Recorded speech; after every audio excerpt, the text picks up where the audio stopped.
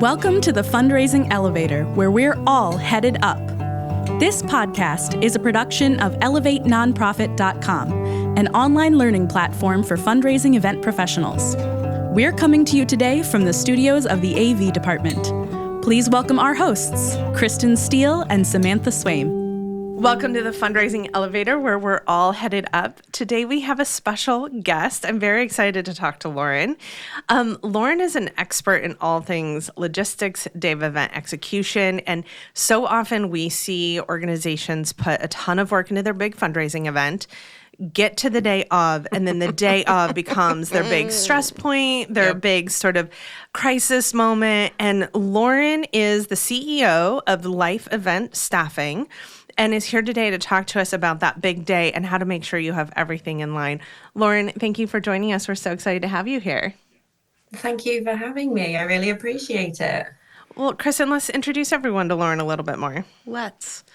Lauren Batterby is the CEO and founder of Life Event Staffing. She started her career in fundraising with silent auction technology.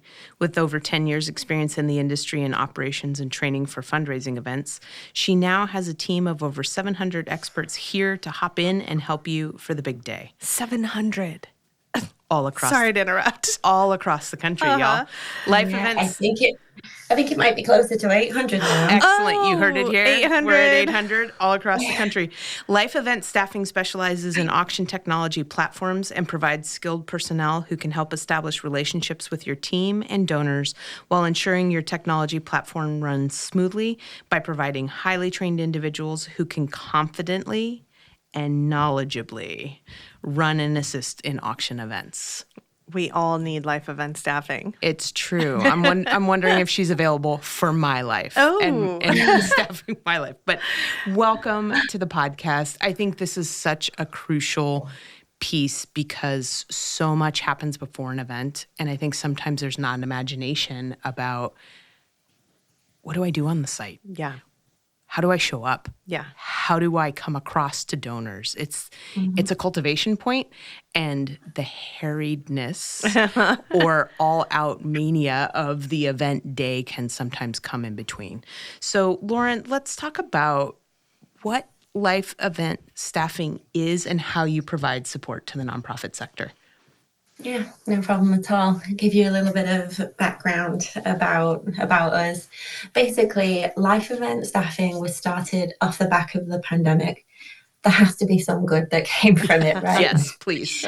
So we had a tribe of staff that were working across the US, and they really were the best in the business because there just weren't that many people that were doing this type of service. Now, at the time, we were linked to a mobile bidding platform. But of course, during the pandemic, we lost all on-site events. So they not only lost a source of income, but also something that they love to do. Because quite often, this is an additional supplement to them to be running these events on the evenings and weekends alongside their day job. So after multiple phone calls from staff, like, what's going on? What's happening? We're desperate to get back out there and work. I decided to round everybody back up again and say, right, we're going back out on site. Come join me. Let's see if we can do this for ourselves. So it actually became quite clear since the end of the pandemic that people were really keen to get back out on site. I know we didn't know which way it was going to go for a while. Right. But the response we have had from nonprofits towards this service has just been immense. And I don't want to say we're through the backlog of the pandemic yet, but I would like to hope so. And we've definitely seen an influx over the last 3 years since we were founded. So we also then decided that, well, basically, can you train an old dog new tricks? we were all working with one particular platform. And I decided if you can do one, surely we can do multiple. Let's give this a go. So our first contract was with a different mobile bidding platform.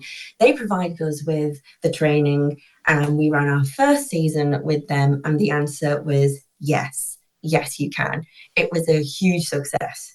So I started out with about 40 event managers across the US, still across the main regions, that were going out, delivering these events across this platform. And I started to get calls from other platforms. Hey, we hear what you're doing. Here's our training. Can you train your staff to go out, and we can refer you to our nonprofit clients as well? Absolutely, we can. So that's how it began to grow. So, of course, to then be able to reach 800 staff, it's taken quite a lot of training. So we have a full training academy as well that not only teaches our staff about the use of the specific technology, but also about on-site fundraising, because that's essentially what they are. Yeah. They are fundraisers when they are on site, all the different activities that go into it. And basically we train them on what is an auction? How does it work? What are the vital key components of the night? How important are bidder numbers for the guests? How important is it not to miss a bid? Yeah. Don't lose the money. Don't lose the money. Exactly. So I really tried to empower them on the night and how crucial their role is. So that's our service. So in a nutshell, life event staffing is the perfect combination of highly qualified professional event staff that know what they are doing and how to interact with your donors with that right level of customer service. But they've also got that knowledge and experience within the technology in order to be able to lead any event to success. I just heard a collective sigh of relief. I know. It's amazing to me to think about all of the pieces and the details on an event site that if you haven't done it before can be really overwhelming. Yeah. But what I heard you say, Lauren, is that when your team is there on site, you said technology and platform. So that to me means registration, dealing with people's money, handling all of the sales, logging all of the sales. But then you also talked about understanding auctions. So I understand, but I want to make sure the audience understands that your team is also there supporting things like making sure that the auction setup is correct, that the live auction, silent auction are ready to go, that the auctioneer is supported and has support. And I think that to me is this really incredible sort of opportunity to have people who do this on a regular basis show up as a calm, confident grounder to the work that you're doing and to your partners. And I know, Lauren, you and I have a lot of the same philosophy about the importance of partnerships and professionals in the sector. And what I think the most important money you can spend on your fundraising event is a benefit auctioneer specialist, a certified benefit auctioneer. Can you talk a little bit about your thoughts on the role of the auctioneer and why it's important to hire someone like that to help you with your revenue coming in the door? Oh, absolutely. And I think what we should do as we're giving a shout out to our auctioneers here is they have all been to school for this. They know what they are doing. They actually spent money to train to be this. This is their profession. This isn't just Funny Joe, who's the brother of a board member that thinks he's charismatic enough to run an audience. And I'm sure I hope there are successes like that out there. But really, what it comes down to is that trained, knowledgeable experience that they have. They know how to work a crowd. They know how to not miss a bid. Because they're trained and they're doing it all the time. And that is what I mentioned at the start, that not missing a bid, because that bid could be $50,000 and it went missing in that room. And if that paddle went up and it wasn't written down correctly or wasn't spoken correctly by the auctioneer, it's such a simple miss. Part of our training and something we do train on is the interaction with our auctioneers. And it's wonderful to see sometimes the sigh of relief to the auctioneer when he sees it's our staff on site, because he knows we won't miss a bid. Everything all that data is taken down correctly. We also interact with them to find out, how are you reading these numbers? What type of caller are you? You know, we don't read 123.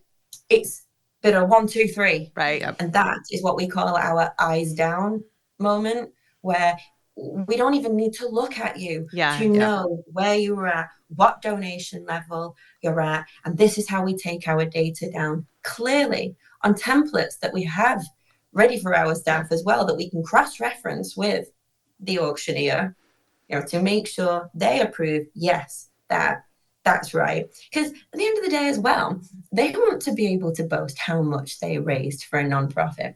Yeah. So if 10, 20, 30,000 is missing, that usually works against them as well. So it all comes in together as this teamwork of professionals that know what they're doing on site. But let's not take away from our volunteers as well. These are the kindest, passionate, most heartfelt people that are giving up their time to want to come and help you as a nonprofit promote what you are doing. So let them do that, but don't put them under the pressure of a live auction if they've never seen one before. Yeah. It's not fair.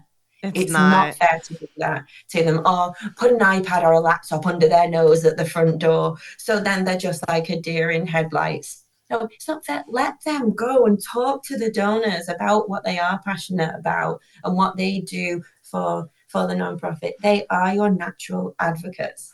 I had an auctioneer that told me once that when they were at an event, they had been told that their staff understood how to record. They didn't need to bring their recorder. They were going to have their staff do it. And he got 2 bids in, 2 packages in, and someone came up to him on stage and said, our recorder walked away.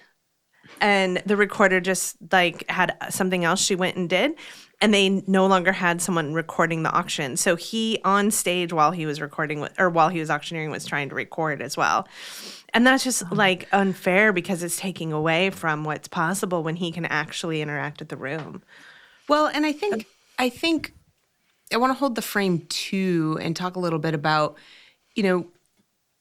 our nonprofit friends are superheroes. They're doing 5 million things. And sort of our thrust in all of it is how to get them support. Yeah. And they have a needle they have to thread in terms of cost. Yeah. And adding cost in hiring third-party consultants, vendors to come and support them in this event. They have to weigh that constantly. They're under this pressure of don't spend, raise money. Mm-hmm. But can we talk a little bit about, I think we're talking some about, what that experience is maybe for guests or what it is for the other consultants we're interacting with, like the auctioneers on site. What is the ROI for the nonprofit on having that lift? What does that afford them at their event on site?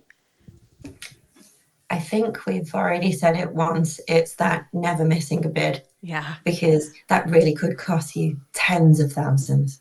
So there's definitely an ROI there, that there is no money missing out of that pot on the night. You have every dollar taken.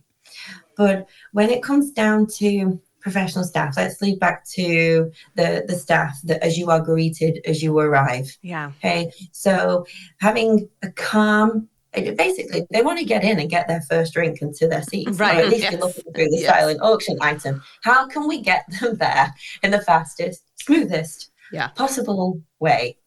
Whilst gathering all their details and all this data that the nonprofit needs at the same time. And that is with using people that have done it already night after night after night. They have it scripted for them.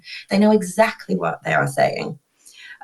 Another key point on best practice of registration is having enough people there to handle it as well. Yep. And there's no reason why you can't mix your volunteers in amongst those staff. We will happily work and train with volunteers as well. Call it a buddy system. You will have a professional staff and a volunteer, a professional staff and volunteer sitting right next to each other. Yep. So if there is any quick questions that they need, someone is right by their side, ready to answer that question. It could be, which button do I press now? Yeah. Oh, it's that one. Great, done. The guest was none the wiser, and there was a nice free flow. But you also want to make sure you've got enough of a team to be able to build that rapport with the guests as they walk in as well. It's not just, hi, okay, what's your name? Can I take your details? Yeah, Is this your email? Yeah. No, you need to give them time to breathe and smile and say welcome. And we're so pleased to have you here this evening. Yes. Are you supporting anyone particular? You know, if it's a peer fundraising, all these kinds of things lead to that guest experience. Yeah. And that's what keeps your donors coming back year after year as well. So I think I've given two. Yeah, I think that's great. I think what you're getting at is super key in that you're creating not only a good guest experience, but when you have those high touch positions staffed with people who know what they're doing, your development staff is not in the weeds at registration. And what does that mean? That means your development staff is working the room. Yeah. They too are in conversation with donors, moving needles forward. They do not need to be worried about if the printer is working at registration or where did Jerry's bid card go.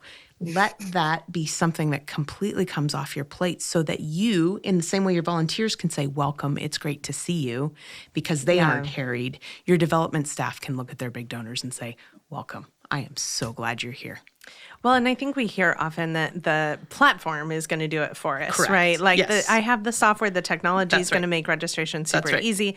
And yes, there are so many tools that do make registration really easy, but it requires human interaction and that human connection. And I think that there is a chemistry that happens when you have a couple of key professionals in your room that know and understand fundraising events in particular. Yeah. The auctioneer, a great platform technology tool that you can use, and also having a team that is executing the guest experience and the tracking of the data. Yep. And Lauren, you and I have talked a little bit about when you have a couple of professionals in the fundraising sector supporting your event, that there's sort of this additional exponential growth of what's possible. What have you seen that sort of becomes possible when you have people that are co-experts in the space showing up for one organization for their big night? Oh, I think the key thing is rapport, right? So again, that sigh of relief when the auctioneer sees our staff, possibly a sigh of relief from volunteers when they see there's professional staff. No one wants to be approached at the door by a stressed out event planner that's not actually an event planner because they're a development person, a development staff from the nonprofit who only does this once a year, whose heart and soul has gone into it, and it means the absolute world to them in that one evening. That is such a high pressure. Yeah. And that's not what your donors want to see. They want to see this light and happy mood of all of the nonprofit staff to being able to promote what a good cause this is and why we are all here tonight. And that is where the heart comes into it as well. So bringing in the right people so you don't have to be wearing every hat is relieving the stress. And again, that rapport between the team, because we do have this network, we all work multiple events together. Yeah. Week after week, and we also do things like this, being here on this podcast, knowing you ladies, how we met, and the combined clients that we've got. I hope this is showing people that we're all friends. It's a true. Nice environment. Well, and I think the thing that comes out of that is that, we've been doing events for 20 years. Every single event, I leave learning something. Yep. They're real events with real people in time and space, and they are all relevant to what's happening in the moment. That I leave an event having learned something. You leave an event having learned something. We compare notes. We talk about ways we can make it better, and then apply that to the next event going forward. So our collective effort and our collective experience shows up in spades when we're all engaging together. And we're constantly asking that question together of how can we do better? How can we serve more organizations? How can we increase their revenue? How can we impact their missions? So I think there's something really powerful in that, Lauren. I agree. Well, let's take a short promotional break, and when we come back, we'll dive a little bit more into day of, how to be ready for your big event, and we'll be right back with Lauren. Loving the fundraising elevator, but wondering how you can talk to Sam and Kristen? Well, now's your chance to do it. Book one-on-one consulting time with Swaim Strategies experts Sam, Kristen, and Mary, and get all your event questions answered. Our team has you covered on strategic planning, fundraising strategy, storytelling, data tools, and registration support. Get the tools and the help you need to make the most impact at your fundraising event. Book at elevatenonprofit.com. The link is also in our show notes. Welcome back. We're here with Lauren from Life Event Staffing, and we are talking about how to support our nonprofit superheroes at their event so they can do what they do best. Let's talk about technology at the event. What is technology making possible in the fundraising event world now? I am a huge advocate for technology. Obviously, that's also where I started. That is my personal background. And it's been amazing to watch it advance over the years. I mean, a lot of these systems started out as voting systems. Some of them were done for political conferences. Interesting. And then it came into the nonprofit sector and it's just expanded hugely. I mean, we've got overall enhancement of the guest experience. When it runs well, it runs smoothly. Yep. You know, this enables that streamlined administration. Yeah. So you can keep profiles of all your donors within there as well, which is obviously improving the data capture that you have, and then the tracking of these donors year on year as well. And they do ticket sales. You don't need a separate platform now that's bidding to ticket sales. Right. It's all in one, and all the platforms out there are promoting the all-encompassing fundraising experience. Yeah. And they just keep adding all these additional features. Fundraising activities that are in there, whether it be your raffles, your wine pools, any instant buy items that you want. I've seen people selling off their table centers. Any wonderful idea that you can come up with to generate more funds on the night can be put into that technology, and then making sure for a streamlined checkout as well. Because I'll relate back to a story. Obviously, I started back in England, and it was not a thing to swipe your credit card on an entry back then. I'm also gone back 15 years, so the technology might not have been as advanced enough to be able to take that, but you did not need to. We had a team that chased payments. A team. Yeah. But now it's the push of a button. Right. Yeah. To make sure that you, as the nonprofit, your team, then maybe the odd one. Okay, we always have a card decline here and there, or they want to pay by a different method. But we're talking a handful out of what could be hundreds of donors on the night. And that money is collected all in one pot on the night. Yep. It's tied up so much of that additional admin. So again, that takes me back to what I originally said, streamlining the administration of it as well. So many key points to promote the use of a technology platform on the night. You know, Lauren, we often get asked about how do I add a bid paddle to my event? And this is how you add a bid paddle to your event, is you have a technology platform that allows you to sign bidder numbers, and then guests pre-swipe their credit card so that now they're running a tab. Like, you know, when you go for a night at the bar and they run a tab for you, and at the end of the night, the tab gets run and off they go. It's just like such an easy integration of a way that we already interact in the world, right? Like we do go into bars and run a tab sort of thing. So the idea that we could do that at a fundraising event, but to do that, you need data. And data is one of the like unsung heroes of the fundraising world. I feel like data builds relationships. Data helps you pass on relationships. It helps you to understand donor history. So talk about the role, like you show up on an event site. What do you need to make sure that the organization has been doing so that you can execute your job best? What is the like importance of good data collection?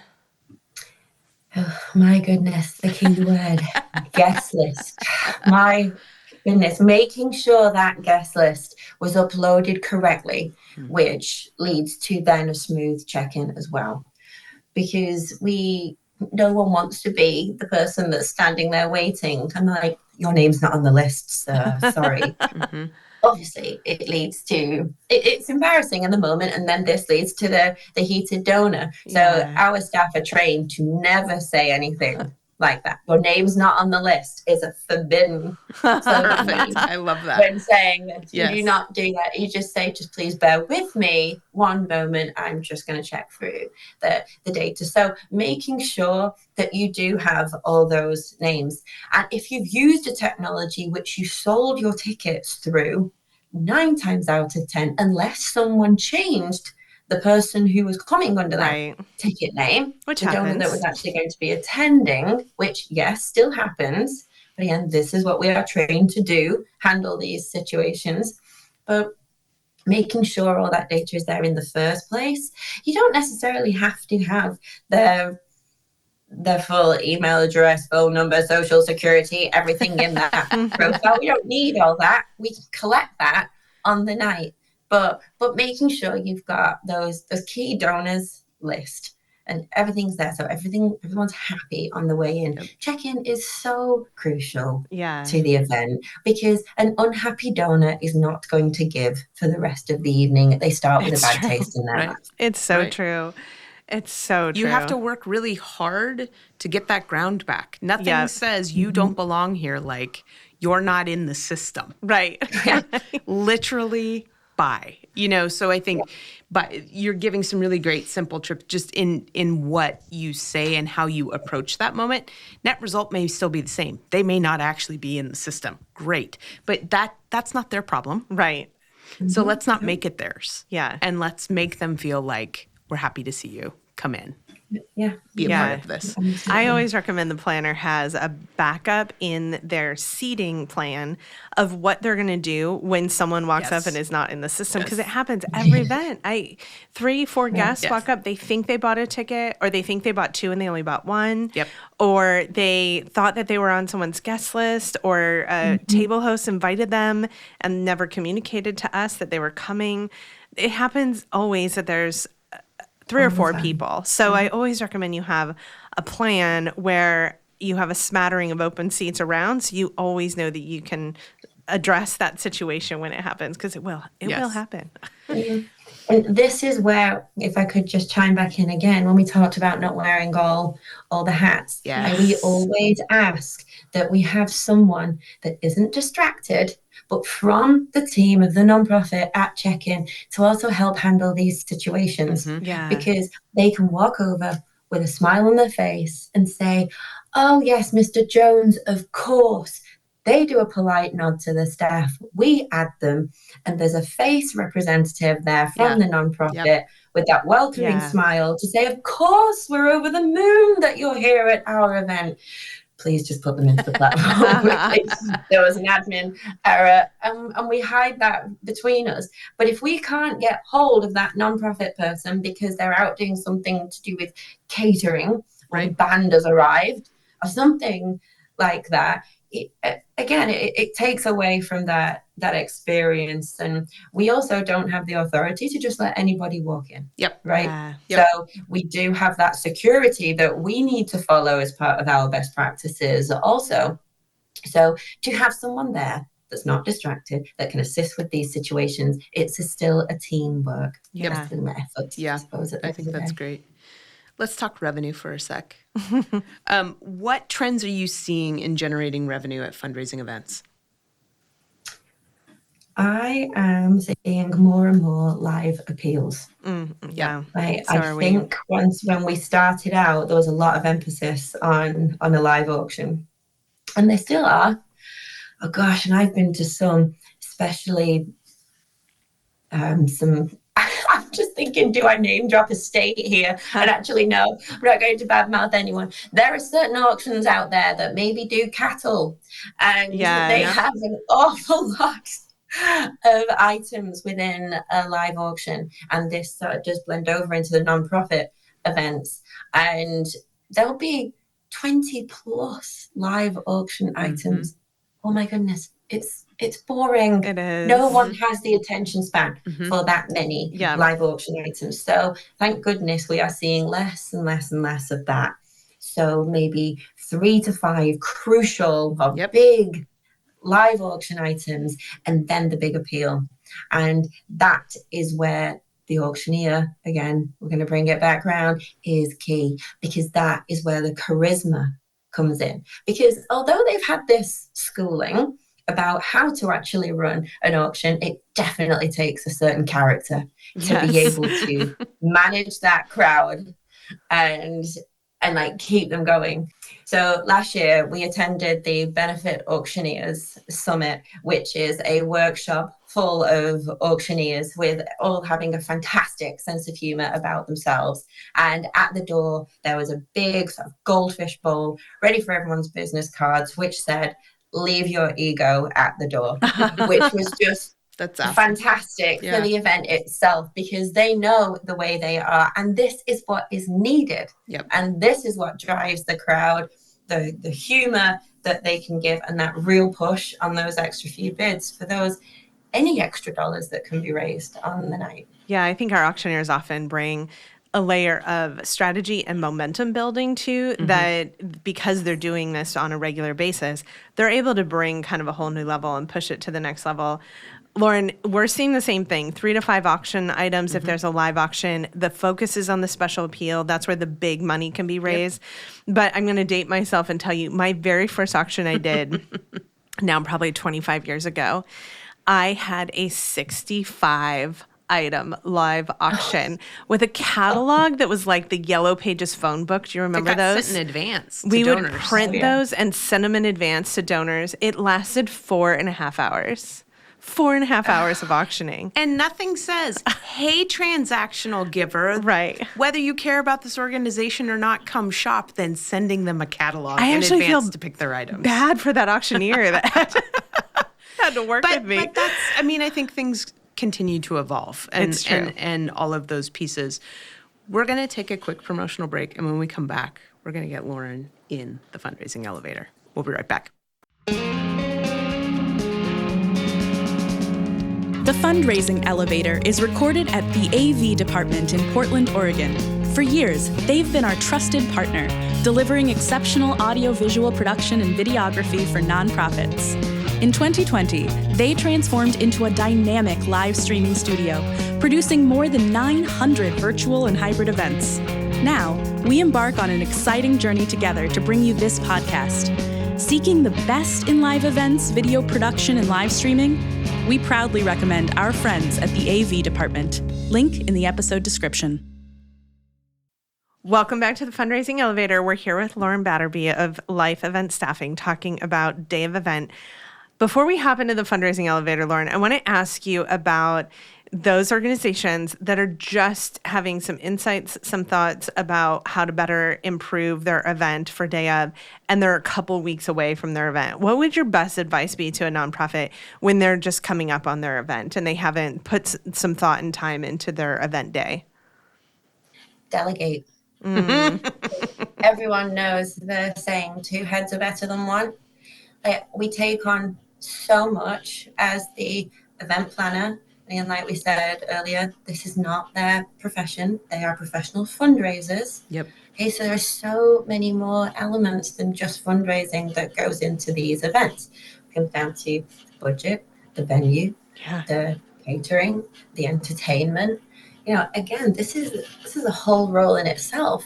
And by taking too much on, you take on so much of the stress that doesn't lead to a pleasant experience for you personally. But also, if you were to delegate to the next person on your team, maybe they come up with the next best idea.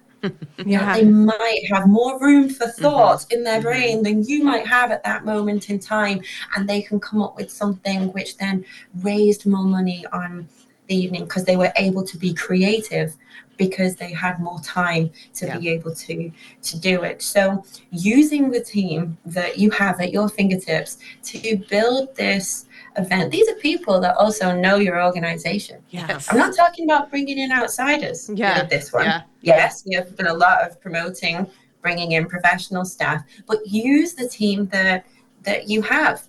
Find out what skill set they have. I don't need to give an example. It could be anyone. About Betty from accounting might have a fantastic idea about a fundraising activity. Give her the opportunity to be involved as well. And if you just delegate some simple tasks to people internally, it really could lead to that hugely successful event, and you may be able to enjoy your evening at the same time. I think that enjoying your evening is underrated and gets overlooked sometimes, because I think we as event planning teams, especially on the nonprofit side, come into our event anxious. We know that this is a big night. There's a spotlight on us. But I have seen some of the worst events go off without a hitch and with flying colors from the guest perspective, simply because the person doing the planning showed up in a good mood and was excited and was gregarious and was having fun. And as soon as they were having fun, everyone around them was having fun, even when there were little fires to put out. But as soon as that same planner turned into stress and fire manager and was putting out all the fires and making it clear to everyone that all these issues were happening, the audience responded to that by, is there something we can do? Oh no, things are falling apart. I always tell folks, never run across your event, right? No. Never look at something across the room that needs to be done and go running, because everyone looks at you like, oh my God, fire. Calm, happy joy will always create a better guest experience. And hopefully for you too, a better event experience. Yes, if they can't see the flames, Right. you can still be smiling, right? It's that. Let's jump in the fundraising elevator and let's go up to the penthouse, which is where the party is. Talk to us about an event or a gathering you've been to. It doesn't have to be a fundraising event that was really memorable for you, and why?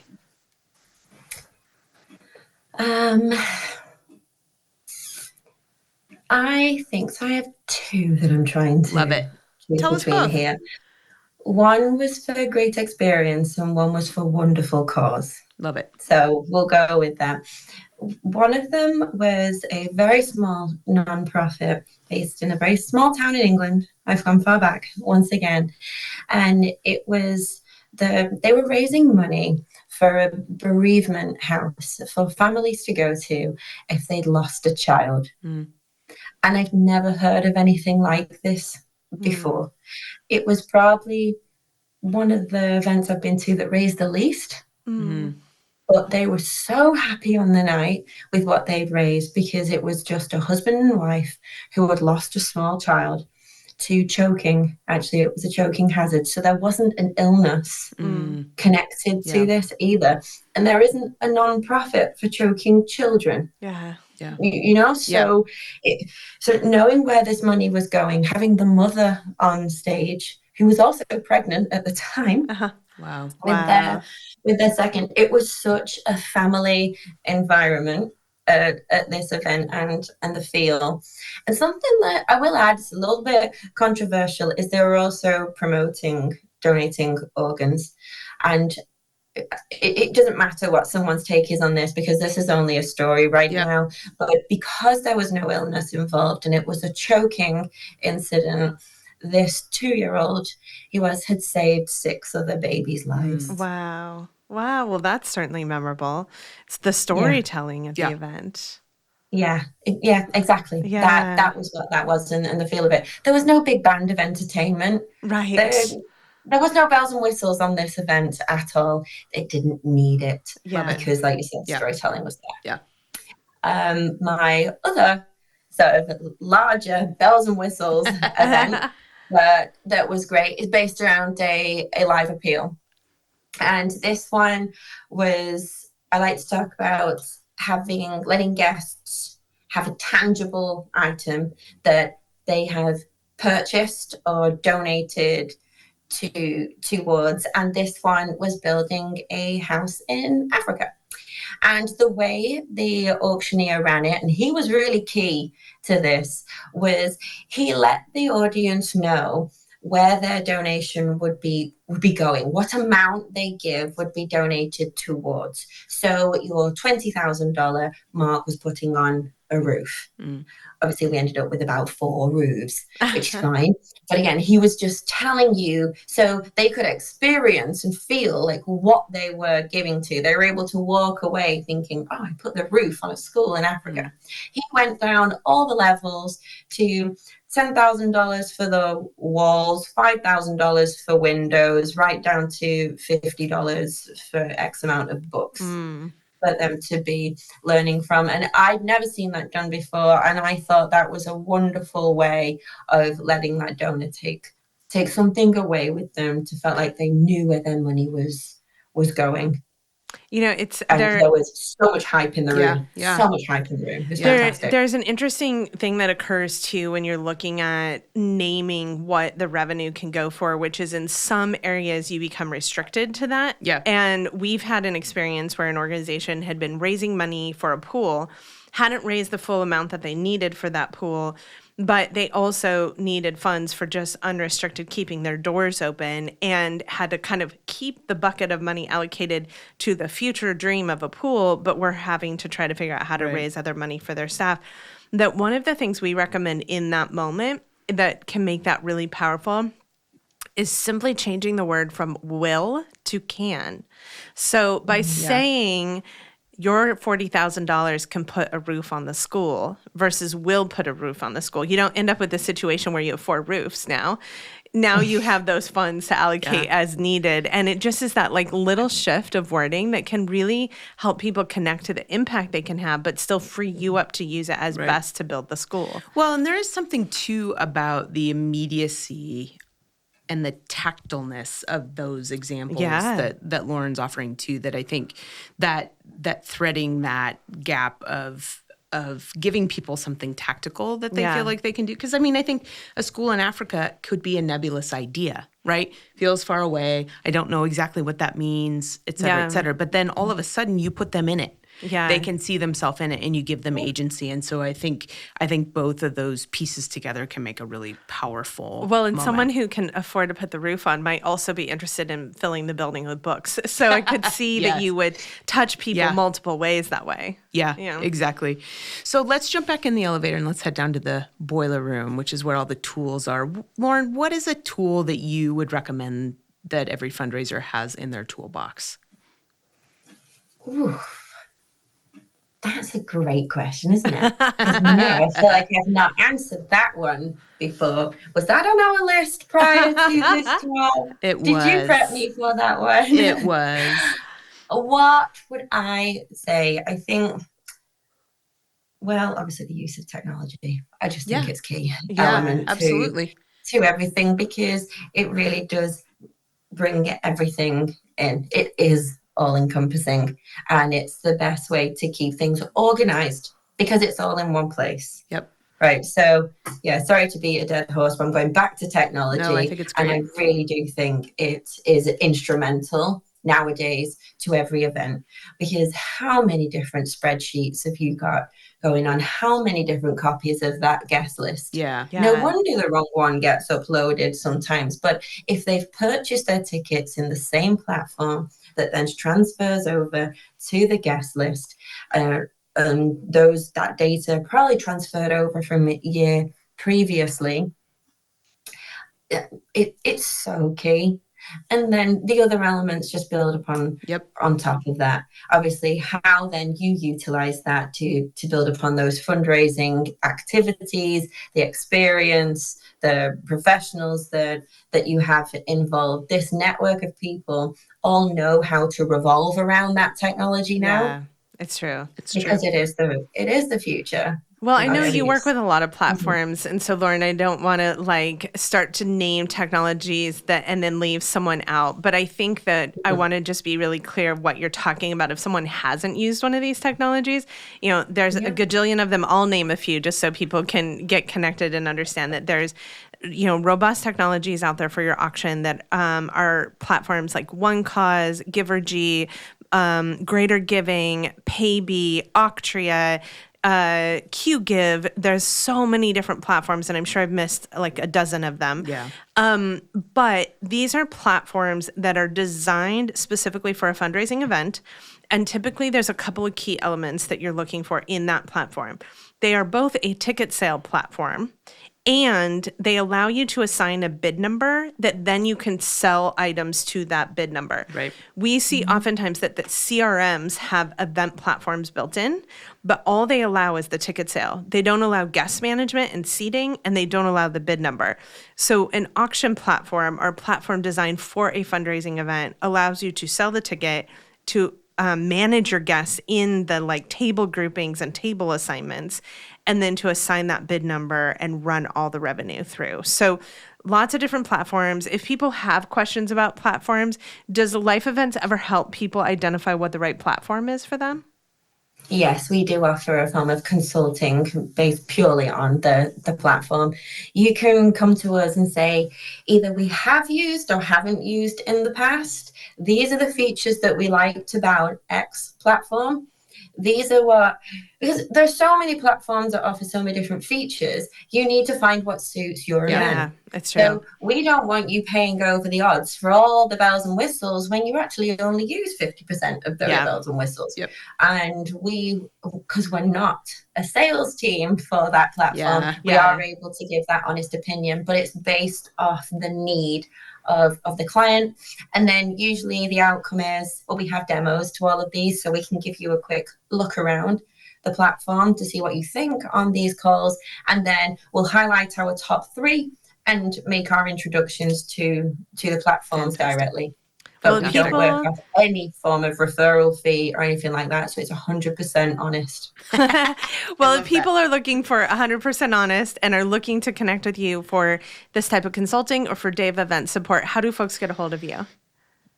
You can go through our website. We have a page on there about our consulting. Otherwise, you can come directly to me at lauren@lifeeventstaffing.com. I will happily put you in touch with any of our team. We do have consulting specialists, but really all of our team are ex-mobile bidding staff.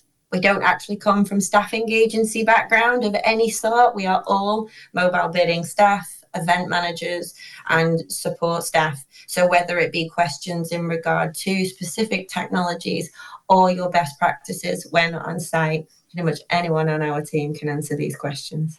Well, Lauren, thank you for joining us today. We're going to put your website and email in the show notes so folks can get a hold of you. And for our fundraisers out there, we encourage you to think about who your experts are and how to delegate your resources so that you can make sure that you have a calm and fun and celebratory fundraising event.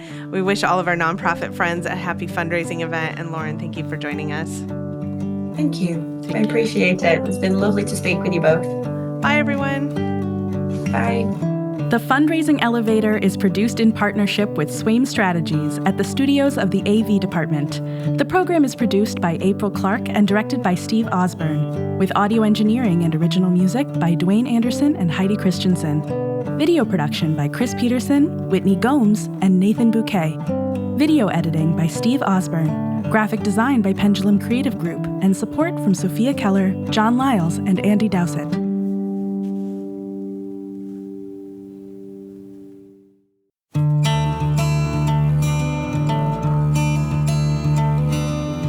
Elevate, we believe in bringing people together.